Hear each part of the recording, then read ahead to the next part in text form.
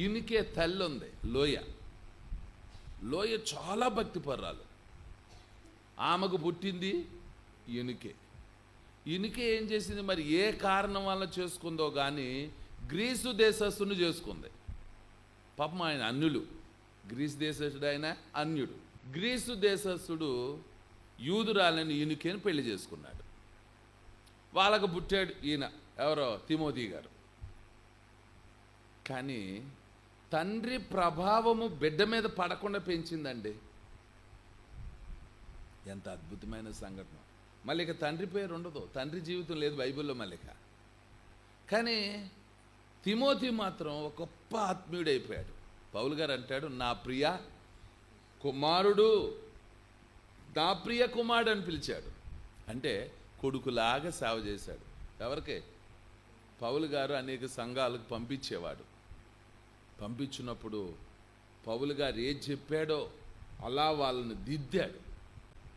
Timothy ఒక మంచి శిష్యునిగా, మంచి కుమారుడిగా, మంచి ఆత్మీయుడిగా, మంచి విశ్వాసిగా, మంచి దేవుని బిడ్డగా, అతని గురించి చాలా పేర్లు ఉన్నాయి బైబిల్లో మనకి. అంత ఆత్మీయుడిగా ఉండటానికి పౌలు గారు అంటాడు, ఇంత గొప్పోని కన్నా నీ తల్లి ఎంత గొప్పదో.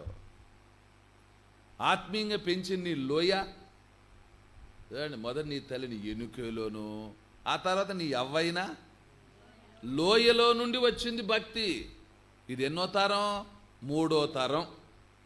సరే, లోయ, ఇనుకే, ఆ తర్వాత తిమోతి. అంటే ఆయనకి భక్తి 3వ తరం వాడు నిలబడిపోయాడండి. సరే, 3వ తరం వాడు ఎంత ఆత్మీయుడిగా నిలబడ్డాడో. పౌలు గారు ఎన్ని మాటలు చెప్పాడో ఎవరి గురించి? తిమోతి గారి గురించి.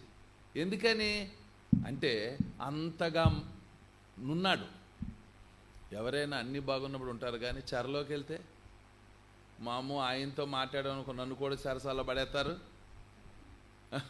నన్ను కూడా ఇబ్బంది పెడతారేమో, నేను కూడా జైల్లో ఉండాల్సి వద్దేమో, ఆ జైల్లో ఉన్నవాడితో నాకెందుకు అనుకోలేదండి.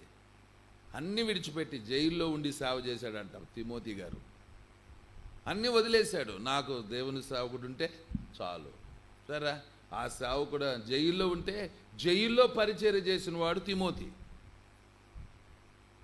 అందుకే ఆయన గురించి పౌలు గారు మర్చిపోలేకుండా చెప్పాడు, నా కుమారులు లేకపోయినా కుమారుల కంటే నువ్వు ఎక్కువగా నాకు సేవ చేశావు అని చాలా సంతోషంగా ఘనపరిచాడు, లేక గొప్పగా మాట్లాడాడు.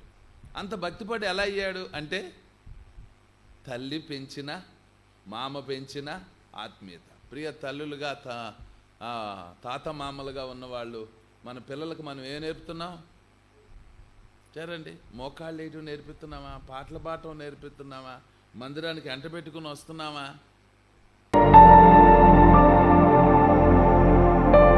ప్రేమ కలిగిన దేవా, నీ గొప్ప నామాన్ని బట్టి వందనాలు. మేము బలహీనులమే, కానీ నువ్వు బలవంతుడవు నాయన. మందిరపు యొక్క నాయన వాక్యము వింటే మా జీవితాలు మార్చబడతాయి నాయన. దేవా, శోధింపబడిన తర్వాత సువర్ణంగా మారిపోతామన్నారు భక్తులు. వారి జీవితాలను మార్చావు, వాళ్ళ కుటుంబాలు మార్చావు, వారు నీకు ఇష్టమైన వారిగా, మీకు ఇష్టలుగా మార్చుకున్నావు నాయన. తండ్రి, మీకు స్తోత్రాలు. జయమిచ్చి దీవించమని యేసు నామమున అడుగుచున్నాము తండ్రి. ఆమేన్.